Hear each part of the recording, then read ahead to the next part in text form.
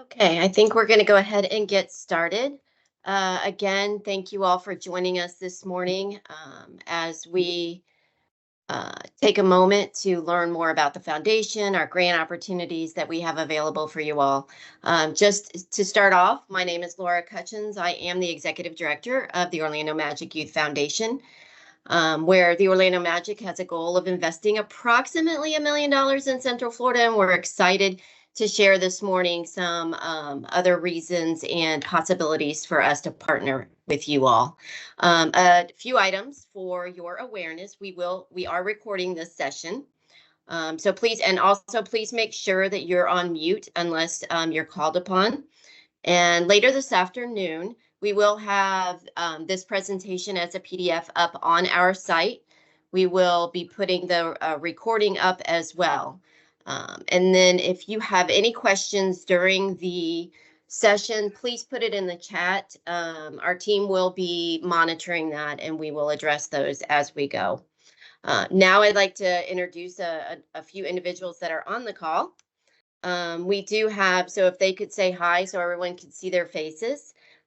We have our development director for OMYF, Larissa Sanders.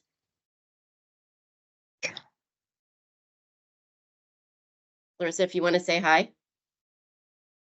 Did you hear me? Right. Hi. Did I there? Okay, sorry, I must have froze. Sorry. Hi, everyone. And we also have our OMYF graduate associate, Chico Gao. Hi, everyone. So we will be your contacts and help you so that we can help you in your success. But we would not be here, obviously, without our Orlando Magic and our executive team. And I know that who's on the call here with us today is our VP of External Affairs and Philanthropy, Maritza Martinez Guerrero. So, Maritza, if you want to say hi. Good morning, everyone. Thank you for joining us. And thank you, Laura, for positioning our foundation as a best in class in our market. Well, thank you. So as we move forward, I would like to hand over the presentation to Larissa to get us started. Good morning, everybody. I hope you all can hear me and I didn't freeze again. We're excited to see so many eager faces today, both familiar and new. So today our aim is to provide you with valuable insights into our grant programs.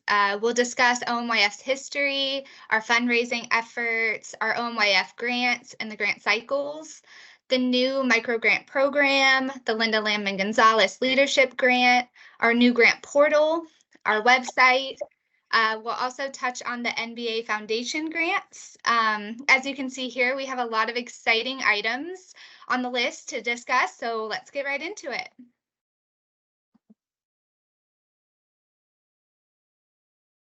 Lies a commitment to aiding children in Central Florida to realize their full potential, especially those facing the most vulnerable circumstances.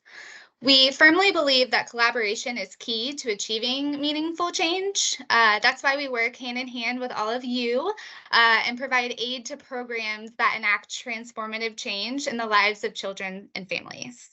Our aim is to make a positive impact on the community by enhancing opportunities and support systems for at-risk youth and their families.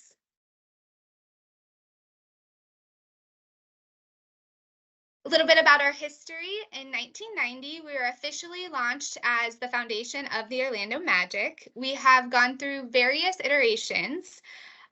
As with any business, the goal is to always do what's best for our community. In 1994, we became a fund of the McCormick Foundation, a Chicago-based nonprofit charitable trust, because our missions aligned and they invested in communities that they had a presence in. They would match 50 cents to every dollar that OMYF raised, which made our impact just so much more. But in 2018, and the McCormick Foundation decided to solely focus their efforts in Chicago. This made way for OMYF to focus and increase funding right here in our community, granting $1 million every year to our local nonprofits. In 2019, the Orlando Wine Festival and Auction was established to assist in the fundraising funds, and now has established itself as one of our up-and-coming wine festivals in the country.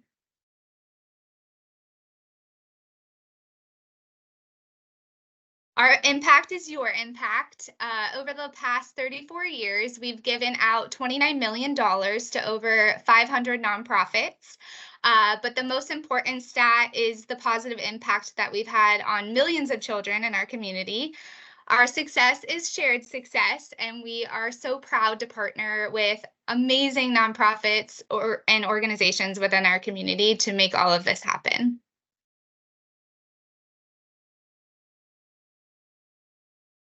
So before I dive into our fundraising initiatives, any questions so far? I don't see anything in the chat. Just want to make sure we're not missing anything. Okay, I'll keep going.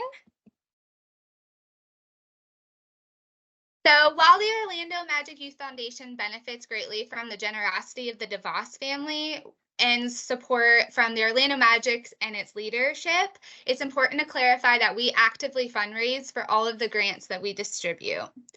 We employ various fundraising strategies to support our missions, including holding 50-50 raffles at all of our home games, hosting monthly online auctions during the season, along with occasional pop-up events, which you may have seen if you attend our games.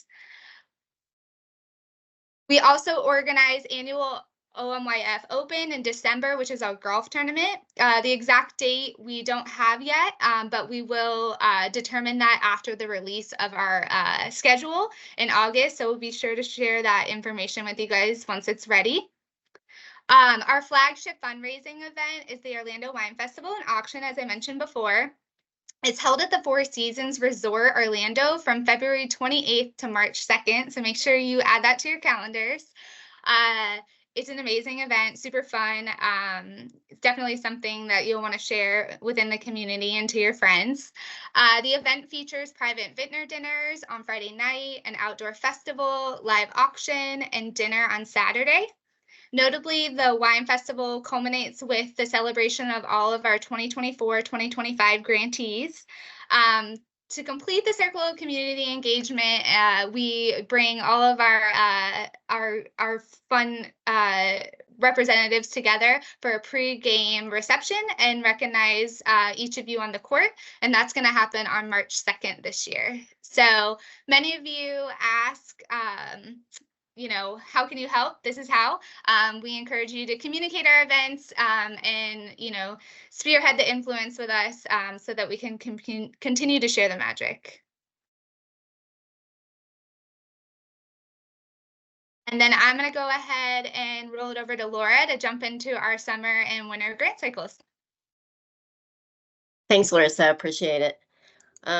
As we get started, again, if you have any questions, Charlene, I'm seeing that you're not able to advance, but can do it manually. I'm not sure why I am seeing it. So if anyone else is having issues, please let us know and we'll try to figure out what is happening. But thank you for doing it manually in the meantime. Again, many of you know and are aware that we work within 4 different funding pillars. And Larissa, if you could go ahead and go to the next slide. The only ones that we do fund. So we have our education, which you'll see early learning, K-3 reading, proficiency, middle to high school, all the way up to when we talk about education and all of these, you guys, we're talking about up to 24 years old. So it is post high school and secondary school. So we do look at programs within all of those realms. We also have our health and wellness. Again, that is working within obesity, food insecurity, on some of that mental health. Again, we're looking at the children and families as a whole individual. We are also homelessness. Again, prevention is our biggest one that we want to make sure that we all know that when children are in a stable environment, they thrive educationally, health and wellness wise. So we're really looking at supporting that, as well as the arts. This is another piece that we're really excited and always looking to fund, because we know it's important for, you know, education and how an individual grows within the time frame. So those are our 4 funding pillars. Those are the only 4 that we do fund in. So if you're looking at your program does not fit in one of those, then obviously this is not the right grant for you. As we go into ineligible grants, our criteria, sorry, not ineligible, our grant criteria. Obviously, you have to be a 501c3. Your program must be at least has been in existence for 1 full year, because within the application you will have to provide us data from last year so we can have a base and see where you have jumped to. Obviously, serve youth and families with children in the Central Florida area, and must have a financial audit at least within the last 2 years. So we have expanded our counties that we're reaching out to. If some of you aren't aware, it happened within the last 2 years, is that we're now serving Brevard, Lake, Orange, Osceola, Polk, Seminole, and Volusia. Your program can exist in one or multiple of those counties. Also, you must have strong measurable outcomes. We need to make sure that what you're attempting to, your program is attempting to accomplish, that it can be tracked, and that we are able to go back to our board and say, look, these are the impacts that we're having across the board. And then obviously, again, our 4 pillars. So if your organization, again, doesn't hit all of these criteria, and most of the time it is the audit, then we ask you not to fill out the LOI. Maybe give us a call or an email, and we can discuss where and how you can start to fill in these pieces to apply the following year or cycle. The ineligible grants that grant requests that we will not fund are, again, first year programs, public and private schools, capital campaigns, endowments, or other reserve funds, government agencies. If you don't fit in our pillars, serve youth, or are not in our 7 counties. Also, that if you're currently, since we have 2 cycles, if you have won a grant in the winter cycle, you are unable to write for this summer grant. You need to wait for the next grant cycle. You cannot have 2 grants within the distribution year.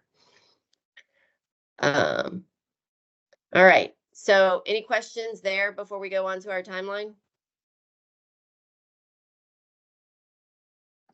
Okay. I have a question. Sure. Eric. Sorry. We were awarded a grant last August. Does that mean we were the winter?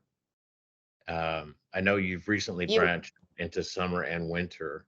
Yeah, Eric. So what you received was the summer.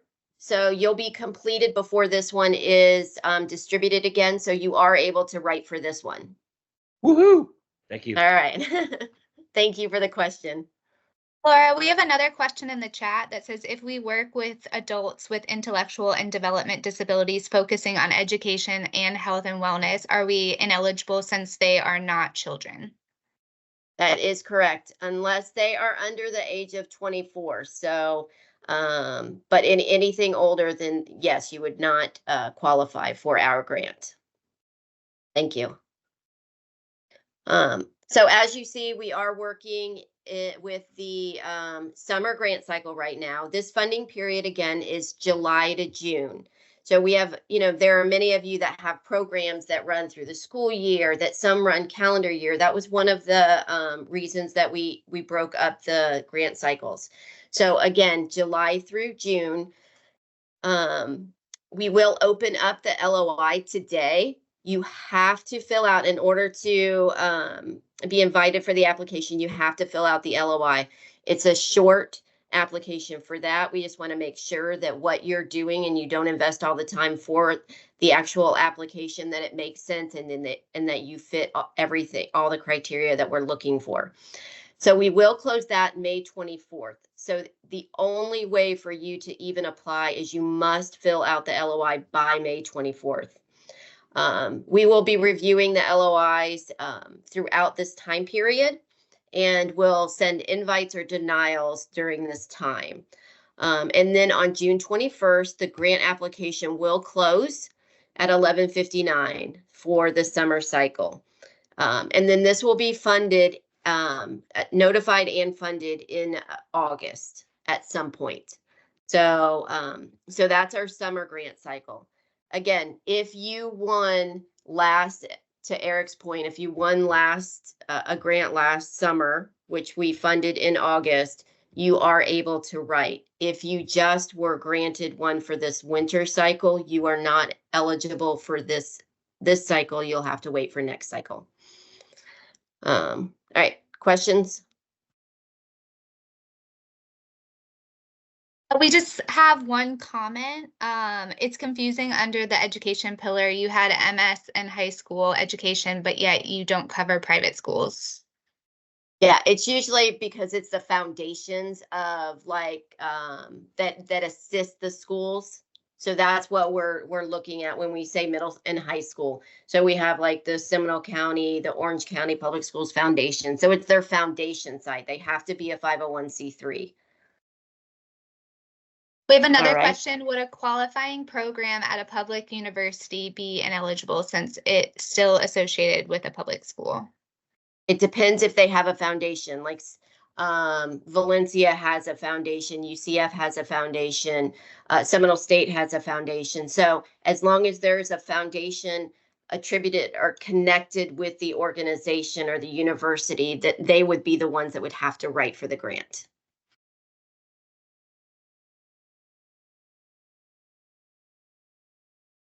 I believe we have one other question. When was the winter one funded? It was just funded in March. So I think that's it for now. okay, all right, and I just wanted you guys all to know about the winter grant cycle. So again, that one runs January through December. That will be opening up. We'll have our this workshop again in September, and you'll see the dates there. Again, those will be funded in February.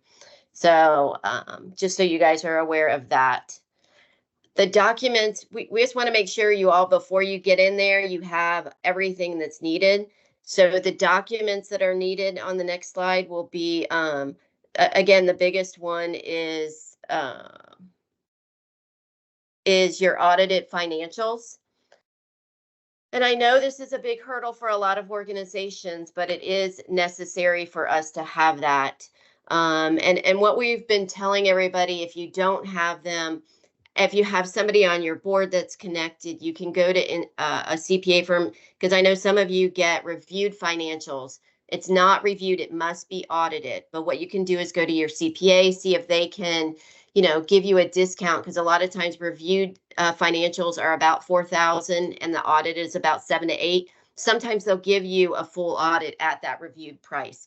So again, ask, and all they can do is say no. But at least that you could try to overcome that hurdle. We will also need a line item program budget. You will have to use the form that's in the application that we have in there. So you'll have to download that, fill that out, and then re-upload it. If you do not, we will come back to you and ask you to refill that out. We also want to see your whole organizational budget. We will need your letter of determination. We want to have your bylaws, board of directors list, and your most recent 990 uploaded. So again, we want to make sure that you upload each document and that they're the correct ones. We have had 990s uploaded on audit. They're two separate documents. So please be aware and pay attention to that piece. So questions? We have one question pertaining to the audit. Their audit is being worked on right now and it will be done June 24th. Are they allowed to apply if it hasn't been completed yet? As long as we know that there's a date and it will be up before we actually make the awards. And so yes, what I would do is just upload a document stating that. So then and then you'll have to send it to us as soon as it's completed. All right. We That's are it for going to hit now. into, okay, we're going to hit into our micro grants. Again, this is new for us this year. We've just closed on our second quarter, but it really is, for us, it's a game changer. You know, it's designed to provide targeted financial support to local smaller organizations who share our vision for a brighter future for the youth in Central Florida. This program does represent our belief in the power of community-driven solutions, grassroots projects, and unwavering dedication of individuals who want to make a difference. So we recognize that there are many worthwhile projects, programs, or ideas that may lack the necessary funding to take off. So this program is here to bridge that gap, offering accessible funding to those who are committed to creating positive change. So we celebrate innovation and creativity. Through this micro grant program, we aim to empower individuals and turn your visionary ideas into actionable projects or programs that can shape our community's future. So our micro grant program is an exciting chapter, an ongoing commitment to building a stronger, healthier, more vibrant Central Florida community. We believe that together we can create positive, lasting change in the lives of our youth. So as you see, the purpose is grassroots efforts for our smaller nonprofits. The request is only up to $10,000. Versus our bigger grants are up to $100,000. These applications are taken on a rolling basis, so there's not a deadline. You can apply anytime, but they're ended every quarter and distributed quarterly. So again, we just closed our second cycle. We awarded Q4 of 2023 in January, where we gave out $60,000. And so we're right now evaluating our Q1 of 2024 applications, which will be given out within this next week. So we're very excited and hoping that the impact progressively gets better with all of our organizations. So the criteria, obviously a 501c3. You must serve in one of our 7 counties, fit under our pillars. The biggest difference here is you have to have a budget under $500,000. When I say budget, an organizational budget under $500,000. So, and as you will see here, a note, there is not an audit that is needed for this. We will want to see your organizational budget. We want to make sure that you're financially secure, that you have, good leadership, and you're still working at a very sustainable level. Also, just as a note, you can only receive a micro grant once every 12 months. And then on the micro grant timeline, as you can, that next. I know Larissa's trying to keep up and answer questions, so sorry if there's a little bit of lag. So thanks, Larissa. Laura, we do have a couple questions. Do you mind if I interject? Sure. We have one that says, are we able to apply for micro grants if awarded a grant within the winter cycle? Yeah, you cannot get both in at the same time. So any grant cannot overlap.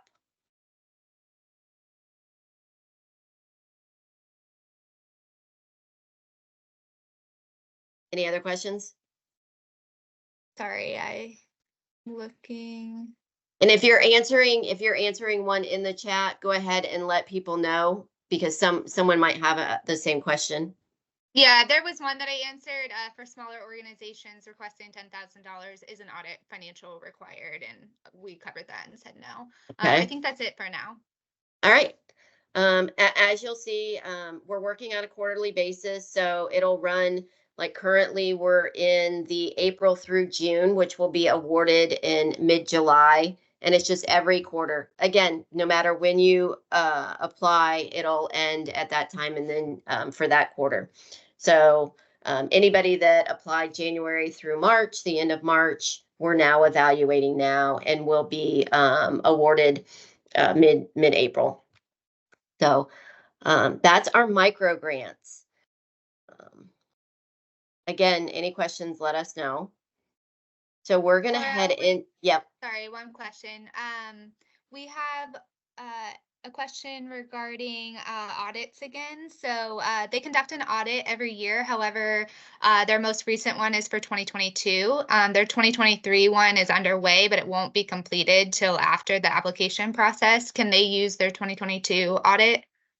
I would upload it because we're saying 2 years. You have to have it within 2 years, but we would want to see the 2023 audit once it's completed. So yes, you can put the 2022, again, make a note and let us know, and then send us the updated one as soon as it's available. All right, so we have our Linda Landman Gonzalez Leadership Grant. Just want to give you guys, this was the first year we awarded it, but I want to give you a little bit of background.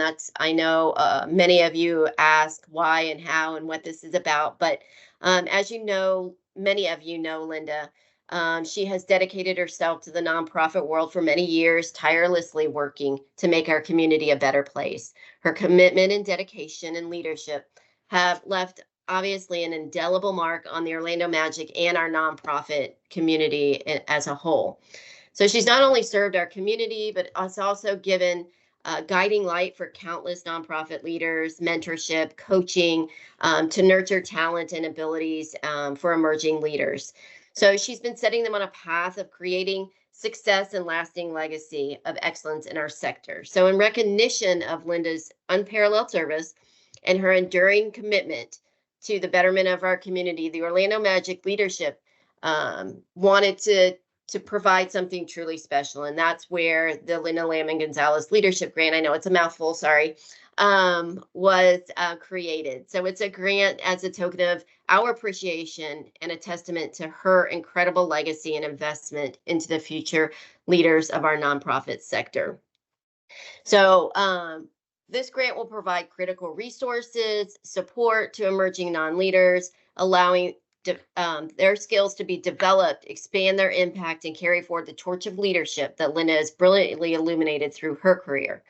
So the grant's a symbol of our profound gratitude, and we look forward to seeing how it all happens. Our most recent grantee is Jessica Davis for United Way. She's the CEO of United Way, Lake and Sumter counties, and she's very excited, and we're excited to see how all of this impacts her career, not only now, but in the future. So to apply for this, you must work within a 501c3. You must have at least 5 years experience in a leadership role, serve within one of our counties, and dedicated to working within the nonprofit sector for years to come. There are many other criteria, but those are the ones that I wanted to pull out. Again, want to let you guys know this opportunity is for a single leader. So within your nonprofit, we're looking at those within the development and leadership side. So, and the grant is connected to the individual. So I will give Jessica as an example. Jessica was awarded the grant. Should Jessica leave United Way at any time, the grant will follow her to her next nonprofit. Should she leave the nonprofit arena, then she will forfeit the rest of the grant. Again, one of the things we're asking is everybody share. This is a very important grant that we feel is going to change. It's one person at a time, and it takes baby steps to achieve greatness. So the award for this and what you'll receive should you get this grant is a grant of $25,000. And this gives you the opportunity to enroll at the Indiana University Lilly Family School of Philanthropy, which everyone knows is like the pillar in our sector. You will enroll for the nonprofit executive leadership with which is a 4-course certificate. So you'll have the opportunity to go in person up to Indiana twice and take 2 virtually. We will pay all travel costs for the 2 in person, from hotel, food, as well as air flight. We will also provide $1,000 to your organization for administering through the administration of the grant logistics. You will also get a 3-year all-access membership to the Nonprofit Learning Lab for your team. And then the grantee will also have the opportunity to utilize $10,000 to choose their professional development opportunities, whether that be webinars, speaker series, coaching, whatever that piece that they feel they want to or need to improve upon for their own leadership development, that will be used for that. So, and what is asked of you guys as the recipient will be that you must complete the course within a year and provide us a survey up to 5 years. So we really want to see the impact now. We want to see, how it has adjusted your career, if and how, as you go throughout the next 5 years. So again, we're very excited to kick this off and to have Jessica as our first recipient, and look forward to our next round, which is, the dates are, it'll be opening November 4th of this year. We will close it December 13th, so you have a lot of time to prepare. And then we will announce the award in February of 2025. Questions? Laura, can you just clarify if they can apply for this grant if they're also applying for either a micro grant or major grant? You can, yes, because this is an individual and not organizational based. Any other questions? We have a few coming in. Can we see the grant before so we can prep? And then, does youth have to be the main focus of the organization's impact? Yeah, we're still looking at the pillars. We still want to maintain that that piece. So yes, good question about finding out the grant information beforehand. We will look at getting some information up on our website, so you're aware of what questions will be asked. So we'll look at that over the next couple months before it happens. Okay. We have a follow-up question. What if you help youth and adults? That's good. You're good. That's all for now. All right. So this is the part that we've changed up in this workshop a little bit. As Larissa and I were talking, we really wanted to provide you guys with a little bit more in-depth tips, so you're more prepared when you go in. This is for the OMYF grant piece. So you really have a better idea of what we're looking for and what you need to present.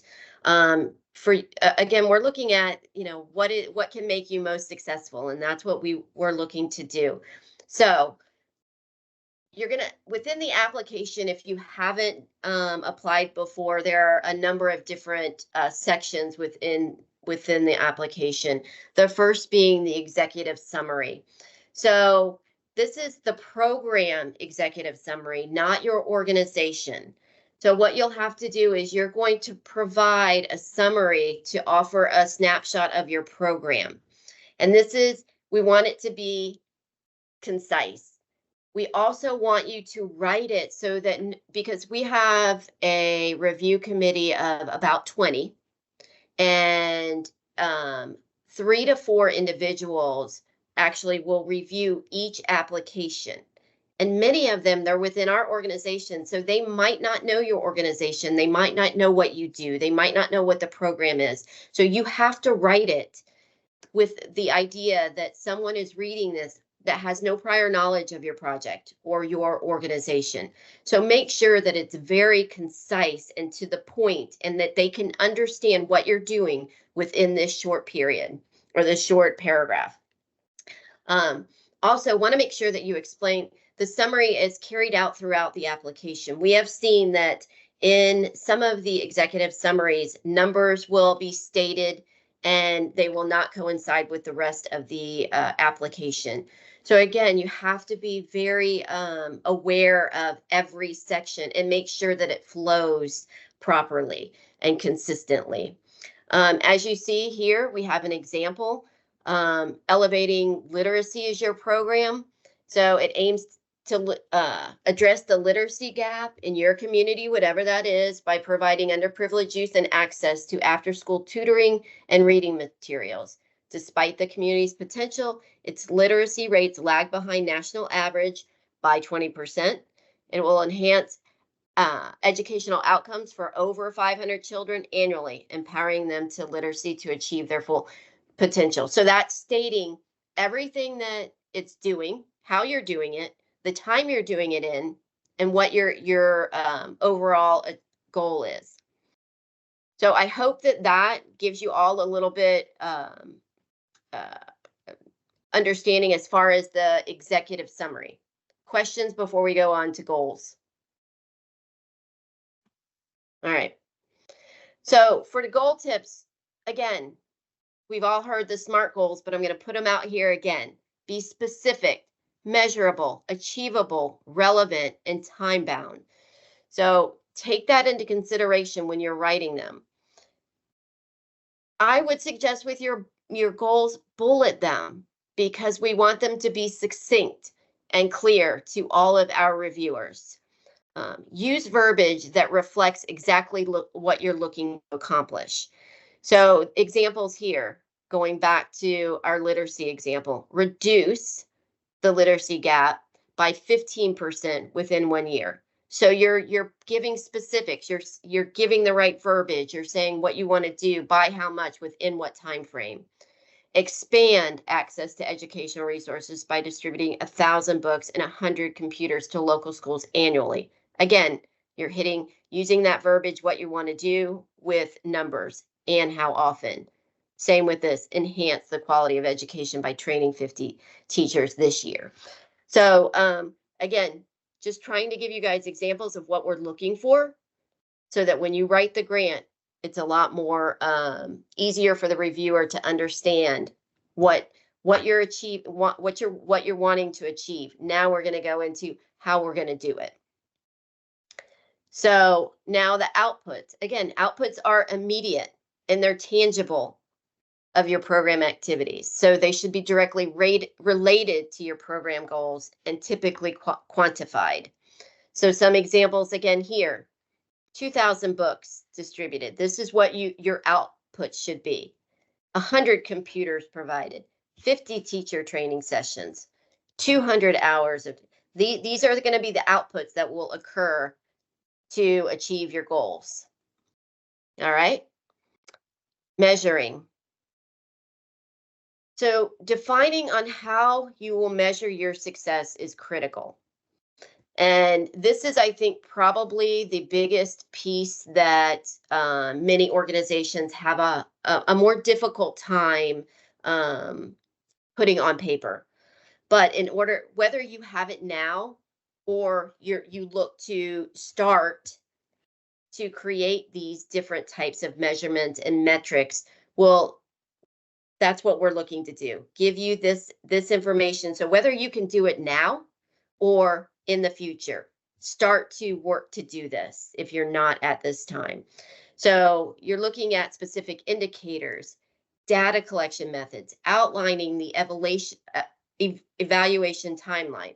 So when we're talking about metrics and indicators, it's percentage increase, number of students. You know, when you look at proficiency over grade level, or data collection methods. Is it pre or post literacy assessments, teacher evaluation, student surveys? So some of your organizations and programs don't have those actual numbers. When you're talking about mental health, you want to look at pre, post. Those are how we're going to access the change that your program is creating. Again, the timeline, baseline, your interim, your final. Look at all pieces so that we can see where you started, where you are when you do your interim report, and then at the end. Any questions with that?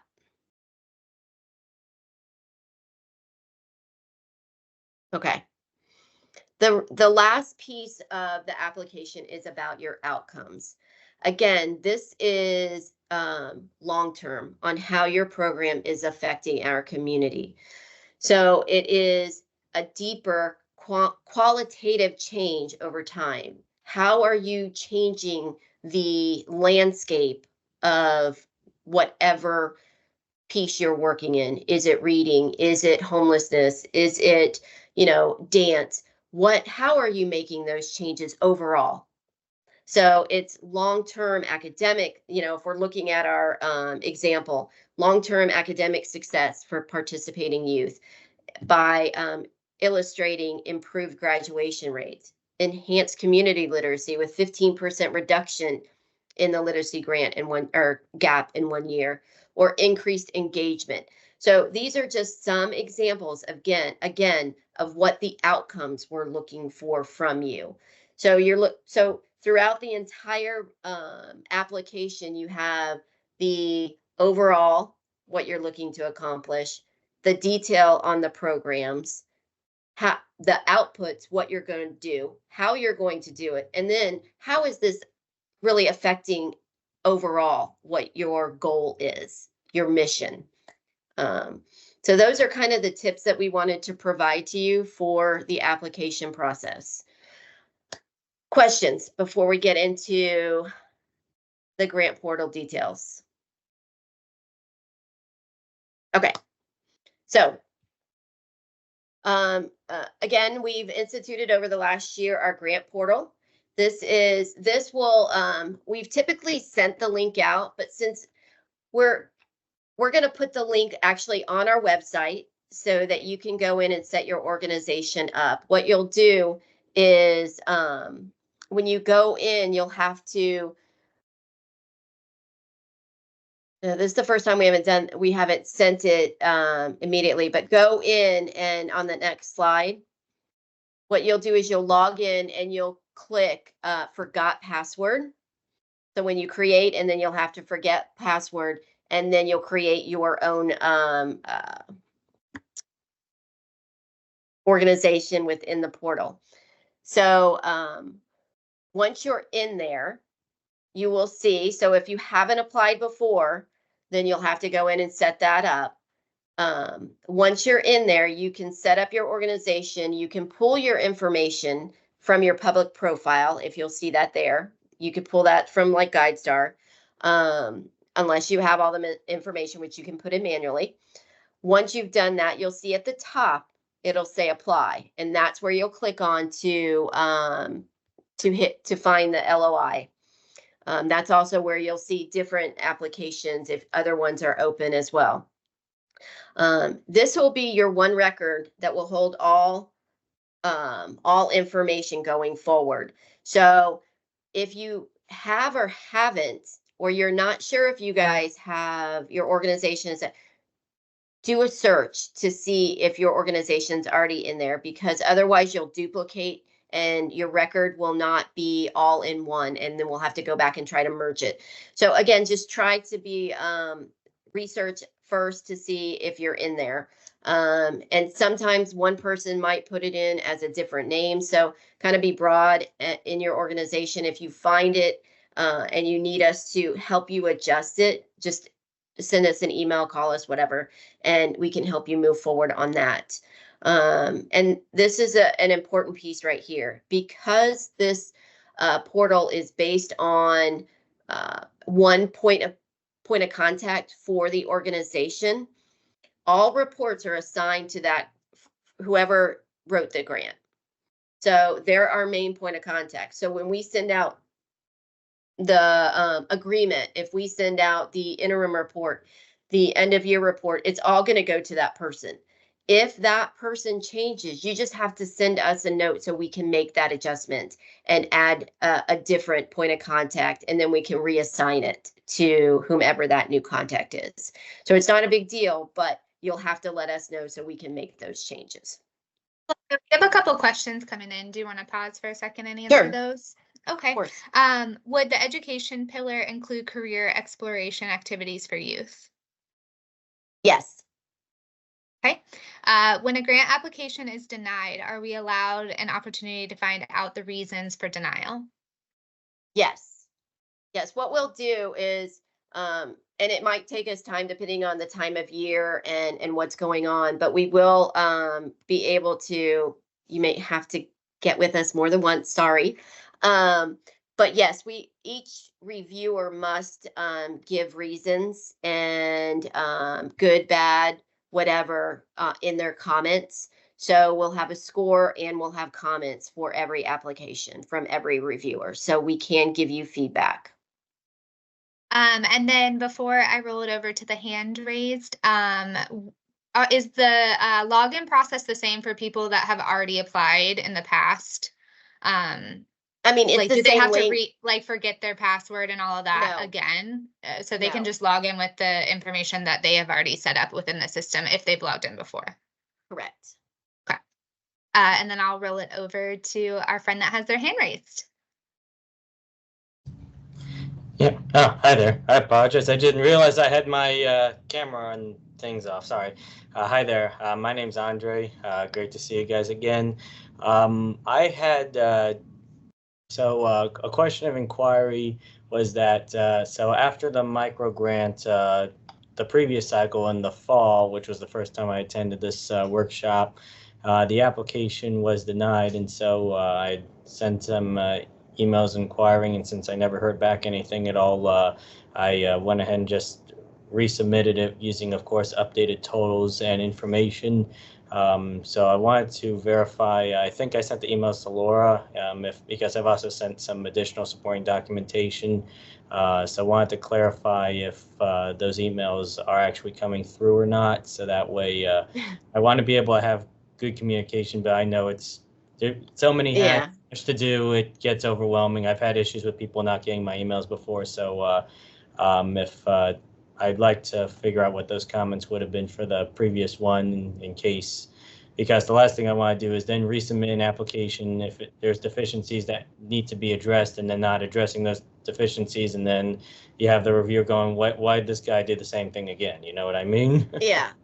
No, Andre, thank you. And that's my bad. So I apologize for not being able to or not responding and getting you the information in a timely manner. We are working through a process to make that a lot easier, and so we can address everybody more quickly. Again, we will connect offline and review that. So thank you. Thank you. And then Brian, you had a question? Yes, thank you very much. Brian from Find, Feed, and Restore. My question was looking at two ways that we can use the funding. Are we allowed to use it for, we're building houses for homeless families with children, and it's going to go towards actually building a house for them? Or should we use it more for, we're going to be housing 100+ children in our programs, and we're going to use the funds to help support the cost of housing them? Can we apply for a particular way, or is just one way better than the other? I think it depends on how the grant is written, and as long as that we can see the impact on the families and children and the prevention of homelessness. Again, Brian, if you wanted to speak offline, we can have a conversation to learn more about the different programs, so that to help in deciding which way to go. Great, thank you so much. Mm-hmm. Other questions? The only other question we had was, which I just answered in the chat, was the average grant amount, and is there a minimum? And Okay, I commented that it depends on, the micro grants go up to 10,000, and then the larger grants go up to 100,000. And then it's dependent on your need, essentially. Yeah. And I would say, for the micro grant, they are either around 5 to 10. And the larger ones are typically 25 to 50, unless it's a really well written and justifiable for the 100,000. So yeah. All right.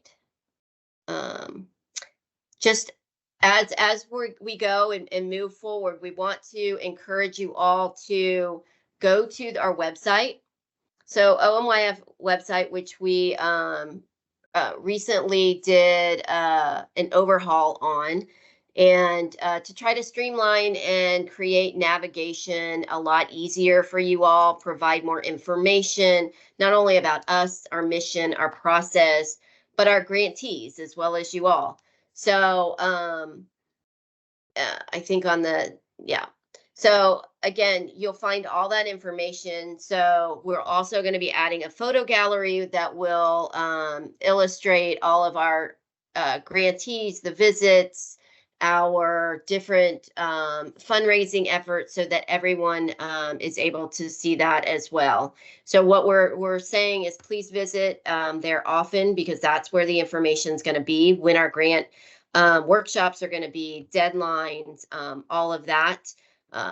So if there's anything too moving forward that you all see on it, any as far as the whole grant process, we're always looking for feedback. We always know that there's room for improvement in everything that we do. So please do not hesitate to send us a quick message regarding that, because we've had some feedback, and we've made some changes to adjust because it makes sense. It's like, oh yeah, all right. So again, do not hesitate to send us your thoughts on that as well. So the last thing that we wanted to touch on is that the NBA Foundation. So this was established right after the George Floyd killing, and it was more about to drive economic opportunity in the Black community through employment and career development. So this is really to generate successful transitions from school to meaningful employment for Black youth ages 14 to 24. So throughout that, there are many, you can go to the NBA Foundation, and what happens with that is every team within the NBA market is putting in $1 million for the next 10 years. Now it's like 7 years. So there's this pot of money that the NBA Foundation is utilizing. And so apply. We ask that you apply. If you apply, let us know, because then we can at least give our thoughts to the foundation, that we know you, that we've worked with you, that you're a great organization, because that does help. So as we move forward, and then just, you have to be, again, the requirements, you have to be a 501c3, you have to give your 990. Your target is, again, Black youth, 14 to 24. If you can go to the next slide, Larissa. 14 to 24.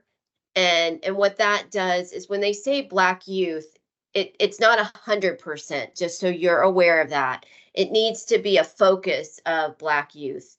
And so whether that be, 60, I mean, I don't totally focus on that, but about 60%.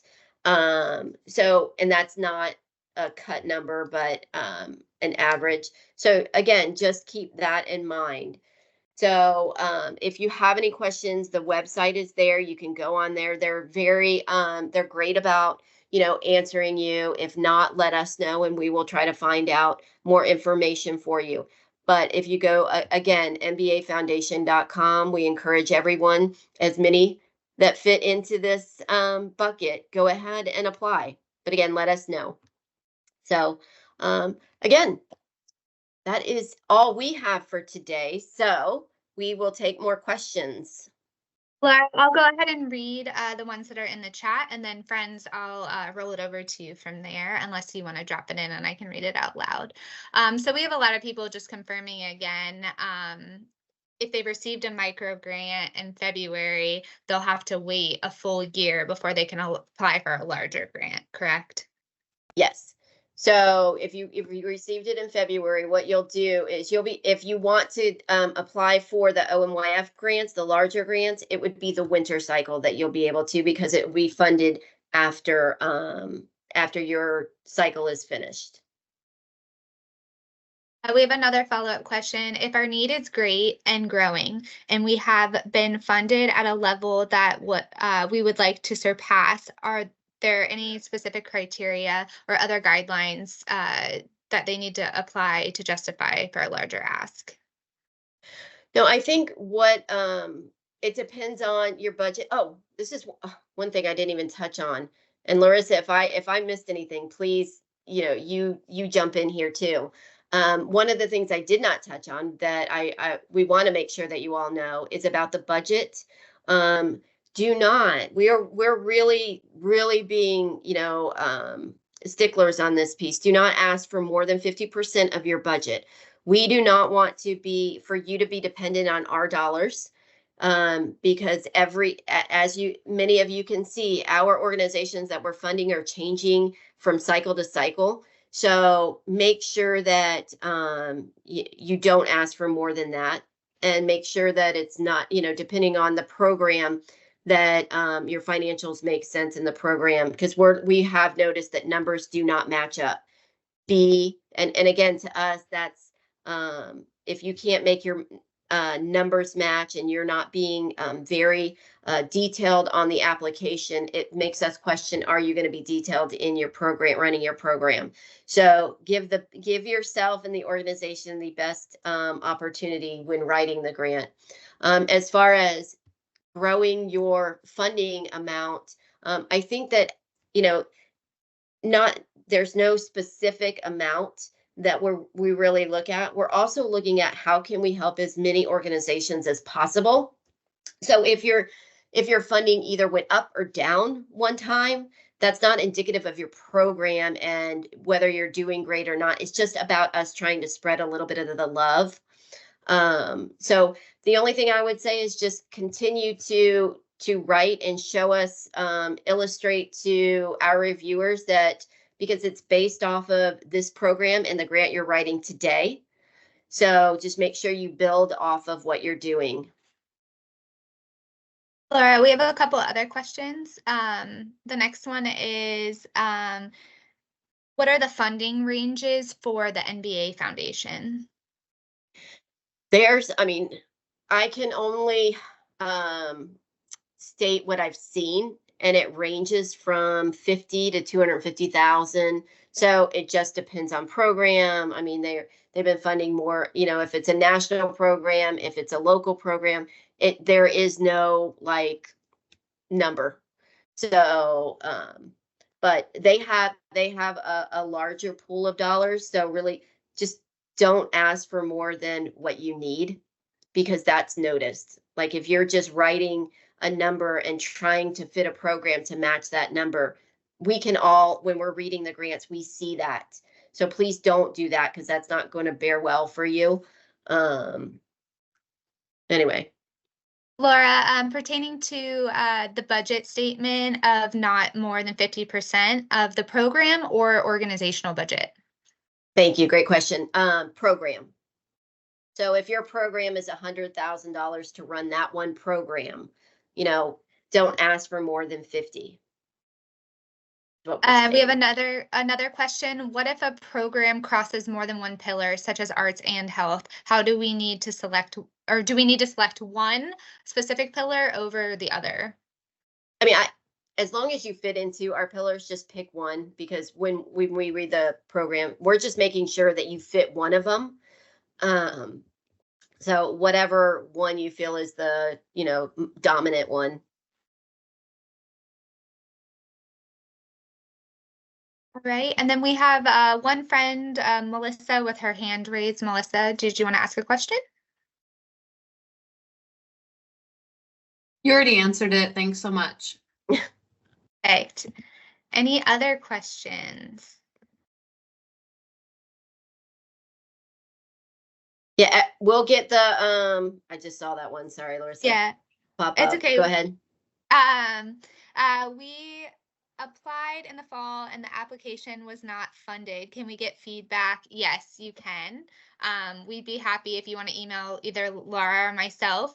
We'd be happy to share some of the notes from our reviewers that might help you with your next application. Is the link for the LOI on the foundation website already? No, that will be up later today. Do you have specific accounting codes that we need to be using, and how detailed would you like us to be in the budget? I can just touch on this and then I'll roll it over to Laura. So we do provide a template that we kind of recommend that you use or require, I should say. And that kind of helps you show how we want the budget broken out. Laura, anything to add to that? Yeah, and we don't need, specific accounting codes because we're all different, but we are looking to have, again, we want to know what your budget is and what our grant is going to be used for. So you'll see in the Excel sheet that we provide for the template that it has, you can adjust that if you need to add a line, delete a line, whatever. But that's kind of, we want to see the full budget for the program and how it is broken out. And then we want to see where your thoughts are, where you want the grant to be utilized for within your budget. So that's what we're looking to see.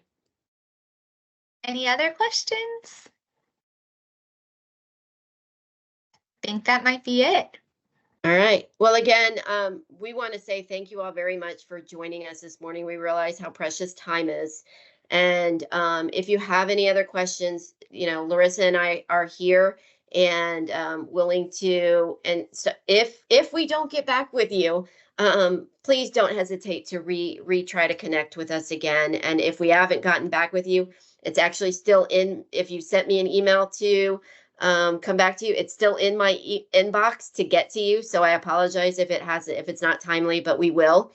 And like I said, later on this afternoon, hopefully, if it's not tomorrow, we're just dependent on our web team to get it up online today, if not by tomorrow. So thank you again. And we'll get a PDF also of this presentation up there as well. So thank you, Yes, Larissa, as well. Oh, of course. I'm happy to also send a follow-up email as well with the presentation and recording for those that weren't able to join or that want to reference it. All right. Well, thank you all and have a great beginning of your week.